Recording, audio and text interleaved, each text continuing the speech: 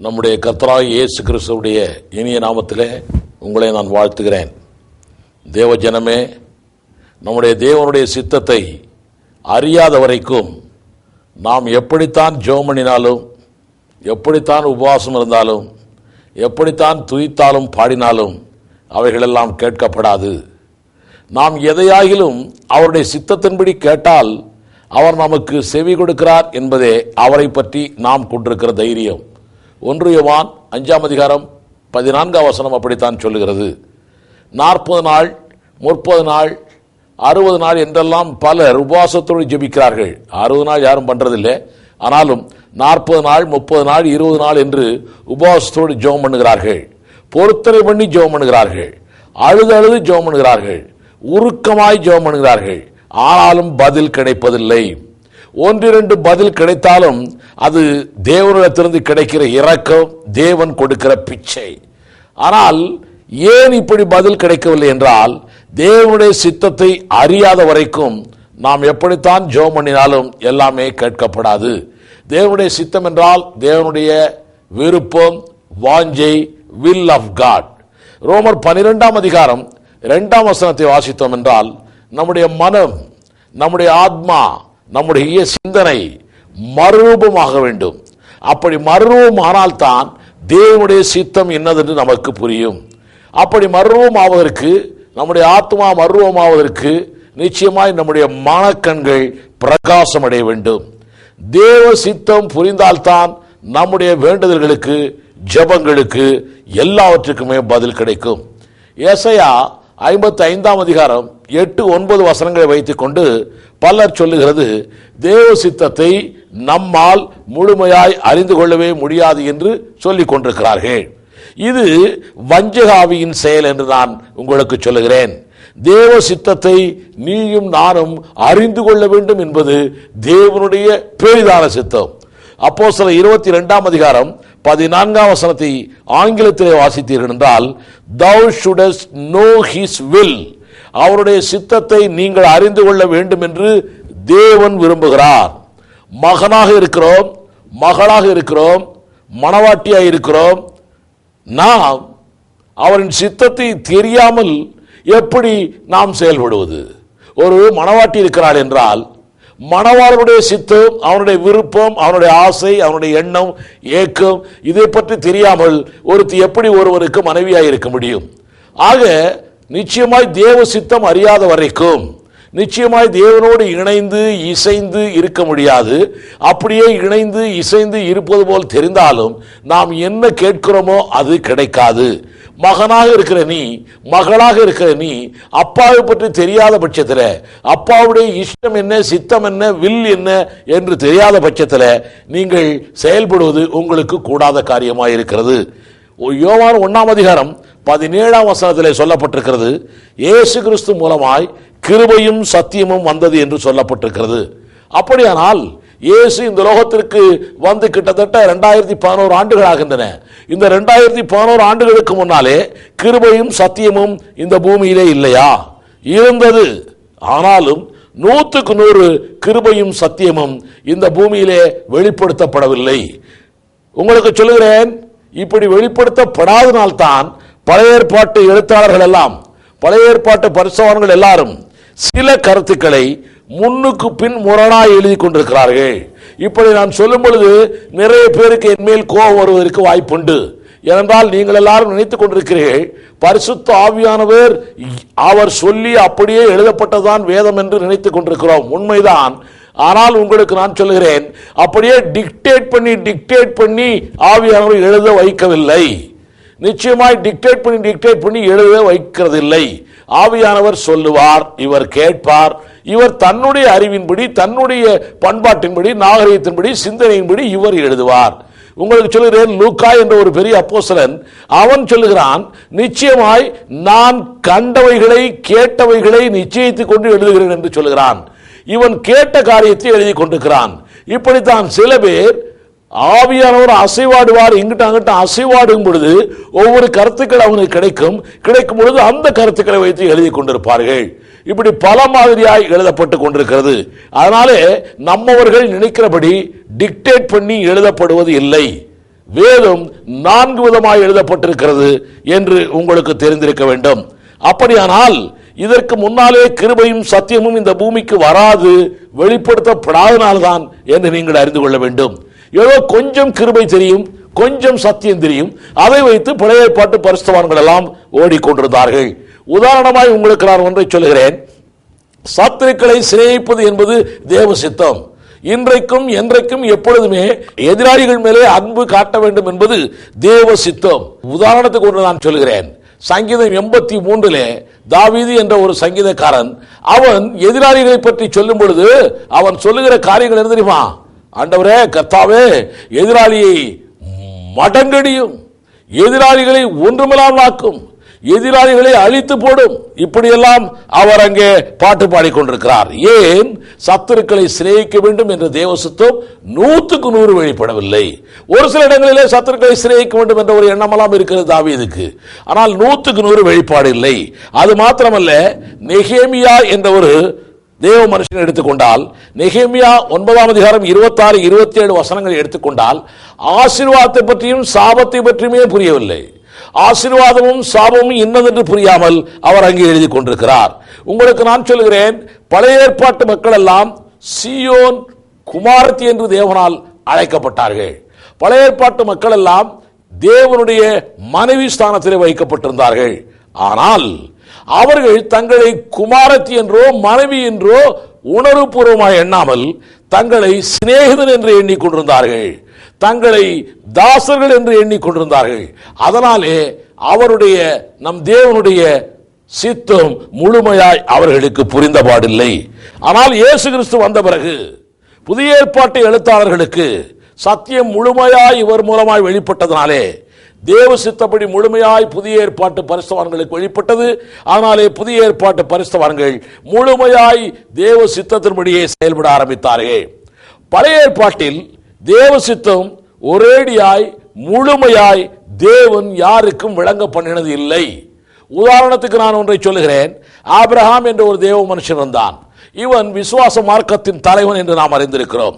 ஆபிரகாமை தேவன் கூப்பிடும் பொழுது உங்களுக்கு சொல்லுகிறேன், ஆபிரகாமே, நீ புறப்பட்டு வா, உன் தேசத்தை விட்டு, இனத்தை விட்டு, உன்னுடைய தகப்பன் வீட்டை விட்டு நீ புறப்பட்டு வா, நான் காட்டுகிற தேசத்துக்கு நீ போ என்று சொன்னார். இந்த தேசம் எப்படிப்பட்ட தேசம் அவனுக்கு சொல்லப்படவில்லை. அந்த தேசத்தில் என்ன நடக்கும் சொல்லப்படவில்லை. எதற்காக அந்த தேசத்துக்கு அழைத்து போகிறார் சொல்லப்படவில்லை, வெளிப்பாடு இல்லை. ஆனால் புறப்பட்டு வா, விட்டு விட்டு வா, நான் சொல்லுகிற தேசத்துக்கு போ, அவ்வளவுதான் சொல்லப்பட்டது. அதன்படியே அவன் அந்த தேசத்துக்கு போக வேண்டும் என்ற ஒரு எண்ணத்தோடு அவர் சொன்னார் என்று புறப்பட்டான். ஆனால் புறப்பட்டவன் நிச்சயமாய் நான் சொல்கிறேன், தேவ சித்தத்தை விட்டுவிட்டு தன்னுடைய சித்தத்தின்படியே செய்ய ஆரம்பித்து விட்டான். தன்னுடைய அப்பா, தன்னுடைய குடும்பத்தார் எல்லாரையும் அழைத்துக் கொண்டு தேவ சித்தத்துக்கு மாறாக அவன் வருகிறான். வந்து தகப்பனுடைய வீட்டாரோடு புறப்பட்டு ஆரானிலே தங்கினான். தகப்பன் ஆரானிலே மரித்து போய்விட்டார். மரித்து போன பிற்பாடு கானானுக்கு போ, உனக்கு 7 விதமான ஆசீர்வாதங்கள் உண்டு என்று தேவன் சொல்லுகிறார். முதலிலே புறப்பட்டு போ, நான் சொல்லுகிற தேசத்துக்கு போ என்று மாத்திரம் வெளிப்பாடு கொடுத்த தேவன், ஆரானிலே வந்தவுடனே நீ கானானுக்கு போ, உனக்கு 7 விதமான ஆசீர்வாதங்கள் உண்டு என்று அவர் சொல்லுகிறார். உடனே அவன் சொன்னபடியே கானான் தேசத்துக்கு போனான். அங்கே அலைந்து திரிந்து சீகேமிலே போய் தங்கினான். சீகேமிலே தங்கும் பொழுதுதான் தேவன் பரிபூர்ண சித்தத்தை ஆபிரகாமுக்கு வெளிப்படுத்துகிறார். என்ன? உன் சந்ததிக்கு இந்த தேசம் முழுவதும் நான் கொடுப்பேன், உன் சந்ததிக்கு இந்த தேசம் முழுவதும் நான் கொடுப்பேன். ஆக தேவனுடைய பிள்ளைகளே, தேவனுடைய ஜனமே, உங்களுக்கு சொல்லுகிறேன், தேவன் பழைய ஏற்பாட்டிலே தன்னுடைய முழு சித்தத்தை ஒரேடியாய் எல்லாருக்குமே வெளிப்படுத்துகிறது இல்லை.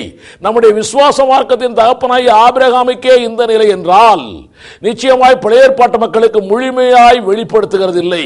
அவர்கள் உணர்ந்தால் மாத்திரமே கொஞ்சம் கொஞ்சமாய் வெளிப்படுத்திக் கொண்டிருந்தார்.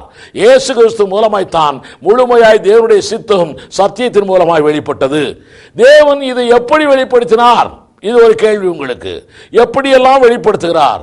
நம் தேவன் ஒன்று கனவின் மூலமாய் தன்னுடைய சித்தத்தை வெளிப்படுத்துகிறார், தன்னுடைய எண்ணத்தை வெளிப்படுத்துகிறார். இரண்டாவது தரிசனத்தின் மூலமாய், விஷன், தரிசனத்தின் மூலமாய் தன்னுடைய சித்தத்தை, தன்னுடைய எண்ணத்தை, தன்னுடைய ஏக்கத்தை வெளிப்படுத்துகிறார். மூன்றாவது இருதய உணர்வின் மூலமாய் வெளிப்படுத்துகிறார். நான்காவது சூழ்நிலைகள் மூலமாய் வெளிப்படுத்துகிறார். ஐந்தாவது அடையாளங்கள் மூலமாய் வெளிப்படுத்துகிறார். ஆறாவது தேவ மனுஷர்கள் மூலமாய் வெளிப்படுத்துகிறார். ஏழாவது தேவனுடைய வார்த்தையின் மூலமாய் வெளிப்படுத்துகிறார். எந்த வழியில் தேவன் வெளிப்படுத்தினாலும் சரி, வசனத்திற்கு ஒத்திருக்கிறதா என்று தியானம் செய்து பார்த்துதான் இது தேவ சித்தம் என்று நாம் அறிந்து கொள்ள வேண்டும். நிச்சயமாய் நான் உங்களுக்கு சொல்கிறேன், 7 விதமாய் தேவன் தன்னுடைய சித்தத்தை வெளிப்படுத்தினாலும் வசனத்தின் மூலமாய் வெளிப்படுத்துகிறது தான் மெய்யான, பரிபூர்ணமான, மாறுதல் இல்லாத ஒரே தேவனுடைய சித்தம் என்று நான் உங்களுக்கு சொல்கிறேன். ஏனென்றால் பிசாசானவன் மற்ற 6 வழிகளிலும் செயல்பட வாய்ப்பு இருக்கிறது.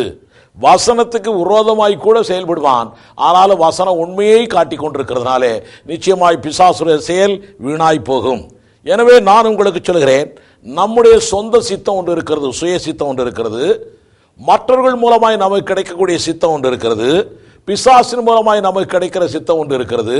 இந்த 3 சித்தங்களையும் தூக்கி எறிந்துவிட்டு தேவனுடைய ஒரே சித்தம், அந்த ஒரே சித்தத்தை மாத்திரமே நாம் ஏற்றுக்கொண்டு, அது வசனத்தின் மூலமாய் வெளிப்படுகிற அந்த சித்தத்தை மாத்திரம் ஏற்றுக்கொண்டு நாம் செயல்பட ஆரம்பித்தால், நாம் என்ன கேட்கிறோமோ, என்ன நிதானிக்கிறோமோ, என்ன ஆண்டவரிடத்தில் விரும்புகிறோமோ அது நமக்கு கிடைக்கும் என்று நான் நிச்சயமாய் சொல்கிறேன்.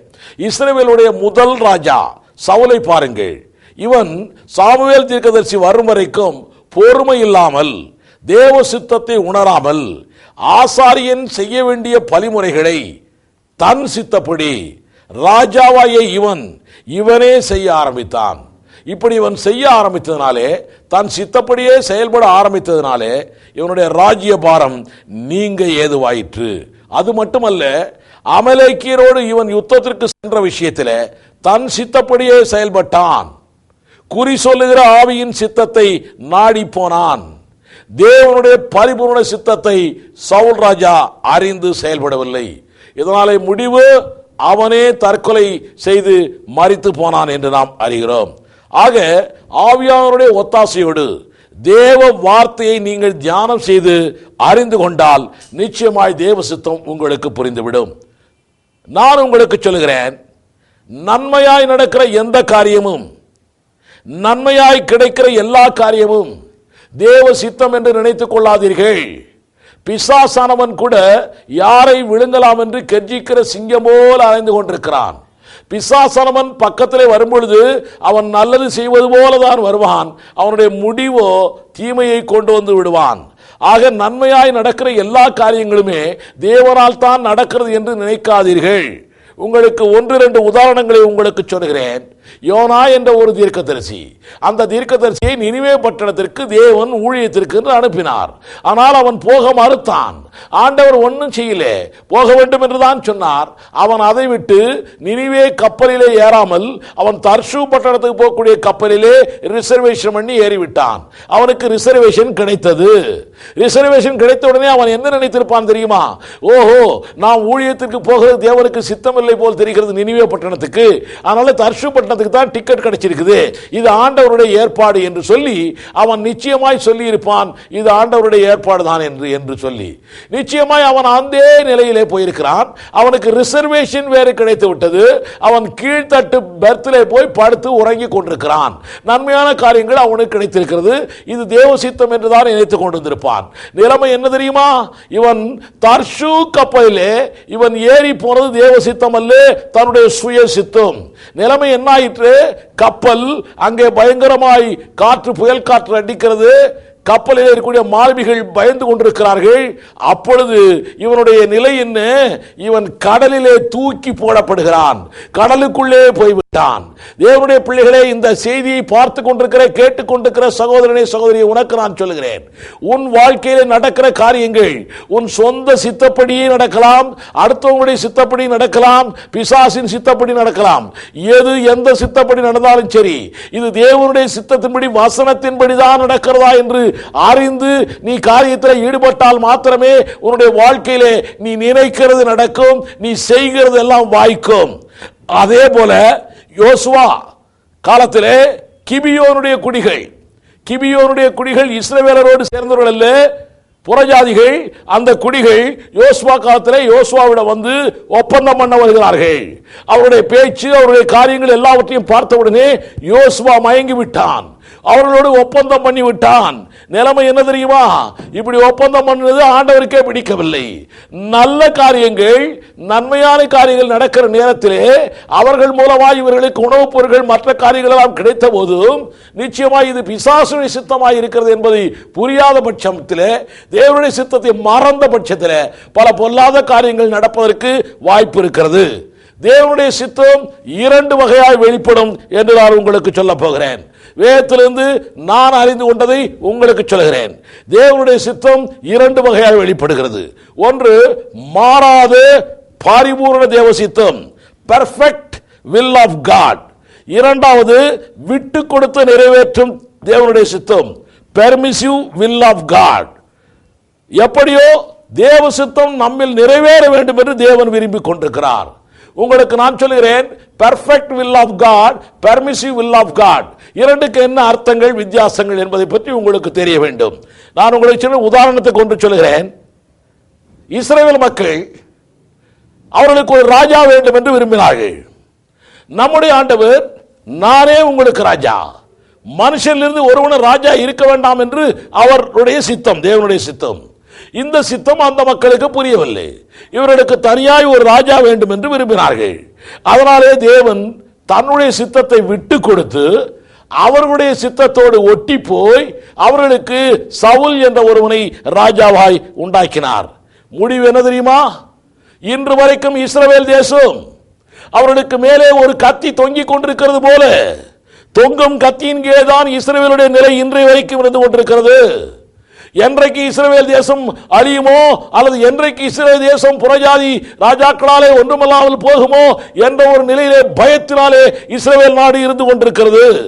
ராஜாவாய் நம்முடைய தேவன் இருக்க வேண்டும் என்ற ஒரு சித்தத்தை இவர்கள் மறந்து தங்களுக்கு ராஜாக்கள் வேண்டும் என்று இவர்கள் தங்களுடைய சுய சித்தத்தின்படி இவர்கள் செய்ய ஆரம்பித்ததினாலே அதற்கு ஆண்டவரும் விட்டு கொடுத்திருக்கிறார். ஆனால் உங்களுக்கு நான் சொல்லுகிறேன், அவர்களுக்கு கிடைக்க வேண்டிய ஆசீர்வாதம் நிறைவாய் முழுமையாய் கிடைக்கவில்லை. என்றாலும் இவர்தான் ராஜா என்ற ஒரு சித்தத்தை நிச்சயமாய் இவர் நிறைவேற்றியே தீர்வார். பரிபூர்ண ஆசீர்வாதம் இந்த மக்களுக்கு கிடைக்கத்தான் போகிறது. அதுதான் இந்த பூமியிலே இயேசு கிறிஸ்து வந்து ஆளப்போகிற 1000 வருட அரசாட்சி. இந்த 1000 வருட அரசாட்சியிலே இதே இஸ்ரவேல் மக்களுக்கு தேசத்தை கொடுக்க போகிறார். ஆபிரகாமுக்கு சொன்ன அந்த வாக்கு தத்தம் நிறைவேறப் போகிறது. இன்றைக்கு இருக்கக்கூடிய ஈரான், ஈராக், ஜோர்டான், இன்றைக்கு இருக்கக்கூடிய சவுதி அரேபியா, எல்லா காரியங்களும் ஒன்றாய் சேர்ந்து இஸ்ரேல் மக்களுக்கு கொடுக்கப்பட போகிறது. இஸ்ரேல் மக்கள் ஆளப்போகிறார்கள். இயேசு கிறிஸ்து ராஜாதி ராஜாவாய் இருக்க போகிறார். நீங்களும் நானும் ஆளப்போகிறோம். ஆக தேவ சித்தத்தை அவர் விட்டு கொடுத்தார். அதனாலே கஷ்டங்கள் அவர்களுக்கு வந்திருக்கிறது. ஆனாலும் தன்னுடைய சித்தத்தை நிச்சயம் நம்முடைய ஆண்டவர் நிறைவேற்றத்தான் போகிறார். உங்களுக்கு நான் சொல்கிறேன், தேவ சித்தம் யார் யாருக்கெல்லாம் வெளிப்படாது தெரியுமா? தேவ சித்தம் யார் யாருக்கெல்லாம் வெளிப்படாது தெரியுமா? ஒன்று, பாவத்தில் நிலைத்திருக்கிறவர்களுக்கு தேவ சித்தம் வெளிப்படாது. ஆவியிலே வெறுமையாய் இருப்பவர்களுக்கு தேவ சித்தம் வெளிப்படாது. தேவனுடைய வார்த்தையை தியானிக்காதவர்களுக்கு தேவ சித்தம் வெளிப்படாது. இதுவரை வெளிப்படுத்தப்பட்டுள்ள தேவ சித்தத்திற்கு தொடர்ந்து கீழ்ப்படியாதவர்களுக்கு தேவ சித்தம் வெளிப்படாது. தேவ சித்தத்தை அறிய ஆவியானவருடைய ஒத்தாசையோடு ஆயத்தமும் வாஞ்சையும் இல்லாதவர்களுக்கு தேவ சித்தம் வெளிப்படாது. இதை பார்த்து கொண்டிருக்கும், கேட்டுக்கொண்டிருக்கும் தேவஜனமே, உங்களுக்கு நான் சொல்லுகிறேன், நாம் எப்படி இருக்கிறோம்? தேவ சித்தத்தை அறிந்து கொள்ளக்கூடிய சூழ்நிலையில் இருக்கிறோமா? நம்முடைய எண்ணமும் ஏக்கமும் சிந்தனையும் எப்படி இருக்கிறது? நம்மை நாமே நிதானித்து பார்க்க வேண்டாமா? தேவ சித்தம் அறியாமல் என்னதான் ஜெபம் பண்ணினாலும், என்னதான் அந்நிய பாஷை பேசினாலும், என்னதான் ஊழியம் செய்தாலும், என்னதான் காணிக்கைகள் தசமபாகம் கொடுத்தாலும் அதனால் பிரயோஜனம் இல்லை, வேஸ்ட் தான். இயேசு கிறிஸ்து மூலமாய் புதிய ஏற்பாட்டிலே ஆவியானவரை கொண்டு வெளிப்படுத்தப்பட்ட தேவ சித்தங்கள் ஏராளம் ஏராளம் ஏராளம். 1-2 மாத்திரம் உங்களுக்கு பட்டியலிட்டு காட்ட விரும்புகிறேன். தயவு செய்து கேளுங்கள். இயேசு கிறிஸ்து மூலமாய் புதிய ஏற்பாட்டில் ஆவியானவரை கொண்டு வெளிப்படுத்தப்பட்ட தேவ சித்தம் ஒன்று, பரலோகம் எப்படியோ அப்படியே இந்த பூலோகமும் எல்லா நன்மைகளோடு இருக்க வேண்டும் என்பது தேவ சித்தம். இதைத்தான் இயேசு கிறிஸ்து இஸ்ரேல் மக்களுக்கு ஜெபம் ஒன்று சொல்லிக் கொடுக்கும் பொழுது அவர் கர்த்தர் கற்பித்த ஜெபத்திலே முதல் வாக்கியமே இதுதான். பரலோகத்தில் இருக்கிற எங்கள் பிதாவே, உம்முடைய நாமம் பரிசுத்தப்படுவதாக, உம்முடைய ராஜ்யம் வருவதாக, உம்முடைய சித்தம் பரலோகத்தில் செய்யப்படுவது போல பூலோகத்திலும் செய்யப்படுவதாக. பரலோகத்திலே தேவனுடைய சித்தம் எப்படி இருக்கிறதோ அப்படியே பூலோகத்திலே இருக்க வேண்டுமா? பரலோகத்திலே எப்படி இருக்கிறது? தீமை இருக்கிறதா? பரலோகத்திலே வியாதி இருக்கிறதா? பரலோகத்திலே வறுமை இருக்கிறதா? பரலோகத்திலே எப்படி இருக்கிறது? பரலோகத்திலே சந்தோஷம், சமாதானம், மகிழ்ச்சி, நித்திய ஆனந்தம். அதே நிலை இந்த பூமிக்கு வர வேண்டும் என்று நம்முடைய ஆண்டவராகிய இயேசு கிறிஸ்து விரும்புகிறார். இதுதான் தேவனுடைய சித்தம். தேவனுடைய சித்தம் எல்லாரும் சுகமாய் இருக்க வேண்டும் என்பது தேவனுடைய சித்தம். ஒருவரும் வியாதிப்படக்கூடாது என்பது தேவனுடைய சித்தம். நகரவாசிகள் வியாதிப்பட்டன என்று சொல்லாதிருப்பானாக. வாதைவன் கூடாரத்தை அணுகாது, பொல்லாப்பு உனக்கு நேரிடாது என்பது தேவ சித்தம். ஒருவனும் வியாதிப்படக்கூடாது, ஒருவனும் சுகமாய் இருக்க வேண்டும் என்பதுதான் தேவ சித்தம். வியாதியிலே யாரும் மரிக்க கூடாது என்பது தேவ சித்தம். அடுத்ததாய் தேவ சித்தம் ஒருவரும் கெட்டு போகக்கூடாது, ஒருவரும் அழிந்து போகக்கூடாது, ஒருவனும் நரகத்துக்கு போகக்கூடாது. இது தேவ சித்தம். ஆனால் தான் யோவான் 3:16 எழுதப்பட்டிருக்கிறது, அவர் தம்முடைய ஒரே பேரான குமாரனை இந்த பூமிக்கு அனுப்பி அவரை ரத்தம் சிந்த வைத்து நீயும் நானும் கெட்டு போகக்கூடாது என்று சொல்லி இவ்வுலக மக்கள் மேலே இவ்வளவாய் அன்பு கூர்ந்தார் என்று வேதம் சொல்லுகிறது. ஆக ஒருவரும் கெட்டு போகக்கூடாது என்பது தேவ சித்தம். எல்லாருக்கும் பரிபூர்ண ஜீவன் தேவை என்பது தேவ சித்தம். ஒரு மனிதனையும் இழந்து போகக்கூடாது என்பது தேவ சித்தம். 100 ஆடுகளை உள்ள ஒரு மேய்ப்பன் ஒரு ஆடு காணாமல் போய்விட்டால் 99 ஆடுகளையும் விட்டுவிட்டு அந்த காணாமல் போன ஒரு ஆட்டு பின்னாலேயே போவான் என்று இயேசு கிறிஸ்து உபமானமாய் சொல்லி இருக்கிறது நமக்கு புரியவில்லையா? ஆக ஒரு ஜீவனும் ஒரு மனிதனையும் இழந்து போகக்கூடாது என்பது தேவனுடைய சித்தம். தாவீதை போல தேவனுடைய வார்த்தையாகிய உடன்படிக்கை பெட்டியாலே தான், தேவனுடைய வார்த்தையாலே தான் ஆசீர்வாதம் உண்டு என்பதை உணர்ந்து அவனைப் போலவே ஊழியம் செய்ய வேண்டும் என்பது தேவ சித்தம்.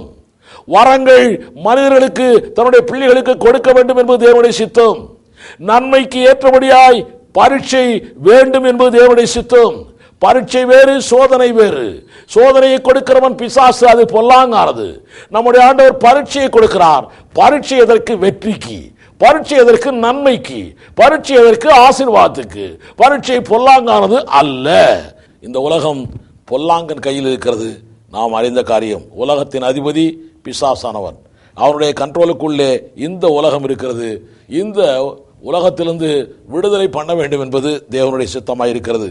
ஊழியர்களை உருவாக்க வேண்டும் என்பது தேவனுடைய சித்தம். புத்திர சுவிகாரம் அளிக்க வேண்டும் என்பது தேவனுடைய சித்தம். வசனத்தாலேயே பரிசுத்தமாக வேண்டும், வேறு எதனாலும் அல்ல என்பது தேவ சித்தம். எல்லா காரியத்திலும் அவருக்கு நன்றியோடு ஆராதனை செய்ய வேண்டும் என்பது தேவனுடைய சித்தம். நாம் ரட்சிக்கப்பட வேண்டும் என்பது தேவனுடைய சித்தம். சகல சிருஷ்டிப்பும் தேவனுடைய சித்தம். நன்மை செய்வதே அவருடைய சித்தம். தீமை அவர் செய்யவே மாட்டார். நல்ல தேவன் நன்மைகளை மாத்திரமே செய்வார். நம்மை ஆசீர்வதிப்பதே அவருக்கு பிரியமான சித்தம். இஸ்ரவேலை ஆசீர்வதிப்பதே எனக்கு பிரியமாய் இருக்கிறது என்று ஆண்டவர் சொல்லி இருக்கிறார். நம் தேசம் வாழ பிரியப்படுகிறவர் தேவ சித்தம் கொண்டவர். துன்மார்க்கர் கூட பிழைக்க வேண்டும், துன்மார்க்கன் கெட்டவன் கூட பிழைக்க வேண்டும் என்பது தேவனுடைய சித்தம். கொடுப்பதில் பிரியப்படுவது அவருடைய சித்தம். விசுவாசமாய் இருப்பது அவருடைய சித்தம். நீதி நியாயத்தின் மேல் பிரியமாய் இருக்கிறது அவருடைய சித்தம். இன்னும் ஏராளமான காரியங்களை சொல்லிக் கொண்டே போகலாம். இப்படியாய் தேவ வார்த்தைகளின் மூலமாய் தேவ சித்தம் புதிய ஏற்பாட்டு மக்களாகிய நமக்கு இயேசுவின் மூலமாய் ஆவியானவரை கொண்டு வெளிப்படுத்தப்பட்டிருக்கிறது. இப்படி இயேசு கிறிஸ்துவை கொண்டு ஆவியானவர் மூலமாய் நமக்கு தேவ சித்தம், நன்மையான சித்தம் வெளிப்படுத்தியும் கூட பல ஊழியர்கள் இந்த பூமியில் கவலைதான், கண்ணீர் தான், கஷ்டம்தான், பரலோகத்துக்கு போய் தான் நமக்கு சந்தோஷம் உண்டு என்று தேவ சித்தத்திற்கு விரோதமாய் அறிக்கையிடுகிறார்கள், மற்றவர்களை நம்ப வைக்கிறார்கள். அப்படியானால் இந்த பூமியை ஆண்டவர் படைத்தது எதற்காக? இந்த பூமியை ஏன் அவர் படைக்க வேண்டும்? இந்த பூமியிலே உன்னையும் என்னையும் வாழ்வதற்கு ஏன் வைக்க வேண்டும்? சிந்தித்து பாருங்கள். இந்த பூமியிலே நீயும் நானும் சந்தோஷமாய் சமாதானமாய் வாழ வேண்டும், கவலை இல்லாமல் இருக்க வேண்டும் என்பதுதானே தேவனுடைய சித்தம். மார்க் 10:29-30 வாசியுங்கள். என் நிமித்தமாகவும் சுவிசேஷத்தின் நிமித்தமாகவும் வீட்டையாவது சகோதரையாவது சகோதரிகளாவது தகப்பனையாவது தாயாவது மனைவியாவது பிள்ளைகளையாவது நிலங்களையாவது விட்டவன் எவரும் இம்மையிலே துன்பங்களோடு கூட நூறத்தனையாக வீடுகளையும் சகோதரரையும் சகோதரிகளையும் தாய்களையும் பிள்ளைகளையும் நிலங்களையும் மறுமையிலே நித்திய ஜீவனை அடைவான் என்று மெய்யாகவே உங்களுக்கு சொல்கிறேன் என்று இயேசு கிறிஸ்து சொல்லியிருக்கிறார். ஆக இந்த பூமியிலே நூறத்தனை ஆசீர்வாதம் கிறிஸ்தவனுக்கு உண்டு, தேவனுடைய பிள்ளைகளுக்கு உண்டு. மறுமையிலே நித்திய ஜீவன் உண்டு. உங்கள் துக்கம் சந்தோஷமாய் மாறும் என்று சொல்லி இருக்கிறார். அது எங்கே? பரலோகத்திலா? இதே பூமியிலே உங்கள் துக்கம் சந்தோஷமாய் மாறும் என்று தேவன் சொல்லி இருக்கிறார். இது தேவனுடைய சித்தம். இன்னும் நான் உங்களுக்கு சொல்கிறேன், நம்முடைய ஆண்டவராய் இயேசு கிறிஸ்து தரித்திரராய் பிறந்தார், ஒரு தச்சனுடைய மகனாய் பிறந்தார், ஒரு ஏழை வீட்டிலே பிறந்தார். ஏன் இந்த இயேசு கிறிஸ்து தரித்திரராய் பிறந்தார் தெரியுமா? ஐஸ்வர்ய சம்பூர்ணர். இவர் ஏழையாய் பிறந்ததற்கு ஒரே காரணம், நீயும் நானும், தரித்திரனாய் இருக்கக்கூடிய நீயும் நானும் ஐஸ்வர்யவானாய் மாற வேண்டும் என்பதற்காகவே. இந்த அர்த்தம் புரியாமல் நிறைய பேர் இந்த பூமியிலே வறுமைதான், இந்த பூமியிலே கடன் பிரச்சனை தான், இந்த பூமியிலே ஏழ்மை தான், இந்த பூமியிலே கஷ்டம்தான், பரலோகத்தில் போய் தான் விடுதலை என்று பிரசங்கித்து பலரை நம்ப வைக்கிறார்கள். பலர் நம்புகிறவர்கள் அப்படியே ஏழ்மையிலேயே இருக்கிறார்கள். வசனம் சொல்லுகிறது 2 கொரிந்தியர் 8:9 நம்முடைய கர்த்தராகிய இயேசு கிறிஸ்துவின் கிருபையை அறிந்திருக்கிறீர்களே, அவர் ஐஸ்வர்யம் உள்ளவராயிருந்தும் நீங்கள் அவருடைய தரித்திரத்தினாலே ஐஸ்வர்யவான்களை ஆகும்படிக்கு உங்கள் நிமித்தம் தரித்திரராய் ஆனாரே என்று எழுதப்பட்டிருக்கிறது. ஆக வசனத்திலே தேவனுடைய சத்தம், தேவனுடைய சித்தம் சத்தமிட்டுக் கொண்டிருக்கிறது. சங்கீதம் 91:10 வாசித்தால், பொல்லாப்பு உனக்கு நேரிடாது, வாதை உன் கூடாரத்தை அணுகாது என்று எழுதப்பட்டிருக்கிறது. அப்படி என்றால் என்ன அர்த்தம்? வியாதி உனக்கு வராது என்பது தேவ சித்தம். தேவன் வியாதியை கொடுத்து சிட்சிக்கிறார் என்று சொல்லிக் கொண்டிருக்கிறார்கள், வியாதியை அனுமதிக்கிறார் என்று சொல்லிக் கொண்டிருக்கிறார்கள். அல்ல அல்ல, இது தேவனுடைய சித்தத்துக்கு விரோதமாய் பேசுகிற காரியம். நம் தேவன் வியாதியை கொடுப்பதும் இல்லை, வியாதி அனுமதிக்கிறதும் இல்லை. நமக்கு வியாதி வரக்கூடாது என்பது தேவனுடைய சித்தம். அதனாலேதான் சிலர் சொல்லுகிறபடி அவர்களுடைய விசுவாசத்தின்படியே அவர்கள் வியாதியிலேயே இருக்கிறார்கள், வியாதியிலேயே மரித்து போகிறார்கள், மற்றவர்களையும் வியாதியிலேயே மரிக்க வைக்கிறார்கள். இந்த செய்தியை கேட்டுக்கொண்டிருக்கிற தேவ ஜனமே, நீங்கள் இப்பிரபஞ்சத்திற்கு ஒத்த வேஷம் தெரியாமல் தேவனுடைய நன்மையும் பிரியமும் பரிபூர்ணம் உள்ள சித்தம் என்னதென்று பகுத்தறியத்தக்கதாக உங்கள் மனம் புதிதாகிறதுனாலே மர்வமாகுங்கள். இயேசு சீக்கிரம் வருகிறார். ஆயத்தமாவோம், ஆயத்தமாக்குவோம். இந்த பூமியிலே நூறத்தனை ஆசீர்வாதம் நமக்கு உண்டு, மறுமையிலே நித்திய ஜீவன் உண்டு. தேவ சித்தத்தோடு வாழுங்கள், தேவ சித்தம் நிறைவேற விசுவாசியுங்கள், செயல்படுங்கள். ஆமென், ஹல்லேலூயா. இந்த செய்தியினால் நீங்கள் ஆசீர்வதிக்கப்பட்டிருப்பீர்கள் என்று நம்புகிறோம். இது கடைசி காலத்தில் உள்ள உங்களுக்காக. இது குறித்த உங்கள் கேள்விகளை, சந்தேகங்களை உடனடியாக எங்களுக்கு அனுப்புங்கள். மாதம் மாதம் வெளிவரும் விசுவாச முழக்கம் பத்திரிகையில் விளக்கம் அளிக்கப்படும். இயேசுவின் வருகை தாமதமானால் மீண்டும் சந்திப்போம். மாரநாதா. உண்மையுள்ளவர், உறுதியானவர், நன்மை செய்பவர் இயேசு.